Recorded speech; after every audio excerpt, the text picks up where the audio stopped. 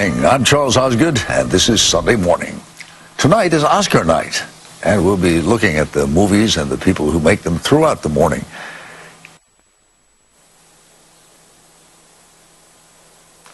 Today, he's a sheer genius. A very long way to come for a man who started out as a shampoo boy. Tracy Smith has a Sunday profile of Vidal Sassoon.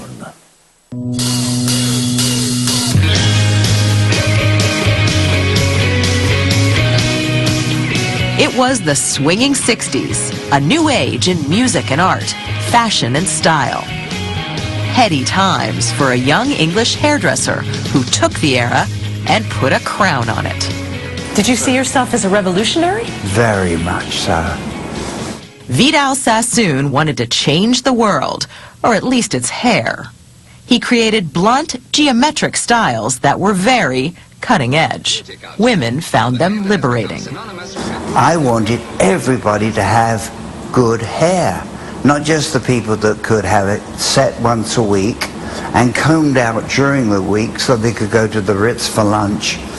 It wasn't just the rich lady's pleasure. And it was a wash and wear kind of thing. That's what they called it, wash and wear, which I found very insulting. Why is that? Well, because the respect wasn't there. The respect would come soon enough. Thank you, Vidal. Sassoon built an empire out of salons and schools and shampoo. We call it Sassooning. I'm Vidal Sassoon. And if you don't look good, we don't look good. Sassooning. What does it mean? Nothing. It meant a way of work. I mean, you really are arguably the first celebrity hairdresser. I'm a crimper from way back. Now, the life story of this 83-year-old crimper is told in a new documentary, Vidal Sassoon, the movie. You ready, Ryan? I'm Ryan. You're Ryan. And in his about-to-be-released autobiography.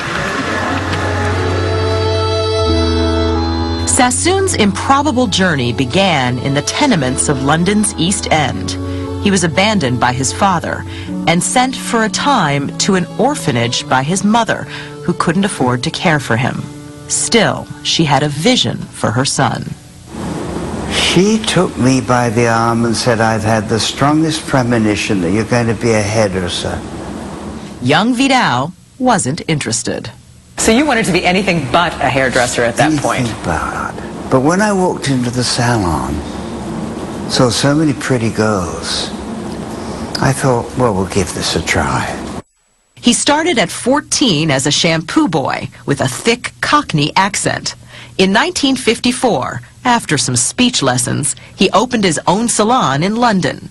He admits it took 9 years of trial and error to come up with his signature look. I noticed. But Sassoon believed he, not the customer, was always right. Why do you want it to go back? Give me one good reason. It gives me height up there. So all you're worried about is height, really? Yes. Not the fact that it goes back or forward, Yes, but I've height. always had it going back there because it... We don't go for what you've always had. Listen to me one. I just wouldn't do things that I didn't think were right. You were that sure of your vision? Yes. It's the only thing I had. He took that vision from London to New York to Hollywood. When they saw his new styles, many women went mad for them. Some men simply were mad, finding them boyish or unflattering. The debate even made it into film after Sassoon famously cut Mia Farrow's hair for the 1968 hit Rosemary's Baby. My God! It's Vidal Sassoon. It's very in. What's wrong with you? Do I look that bad? Terrible. What do you think that cut did for your reputation?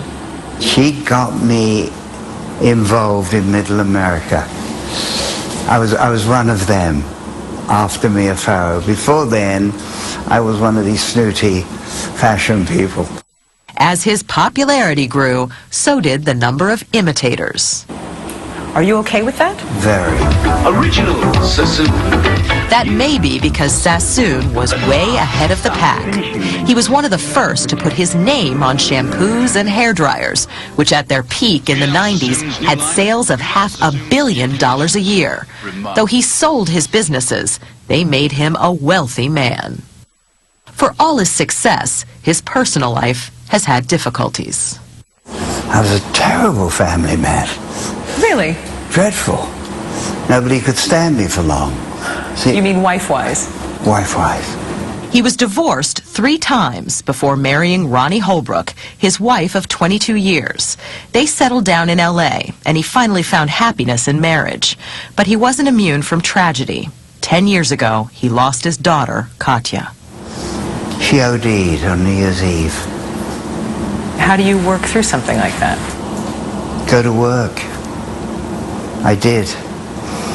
I went back to work immediately. His work included building homes for victims of Hurricane Katrina in New Orleans. His honors include being named Commander of the Order of the British Empire. You look at it from the point of view of a 14-year-old shampoo boy who couldn't really speak the language properly, suddenly is in Buckingham Palace getting medals. So, can't be too bad. Last year, a bout with pneumonia nearly killed Vidal Sassoon. But he says his brush with mortality was actually comforting. I just lay back and thought, you have nothing to complain about. You have had a phenomenal adventure in life. And I have.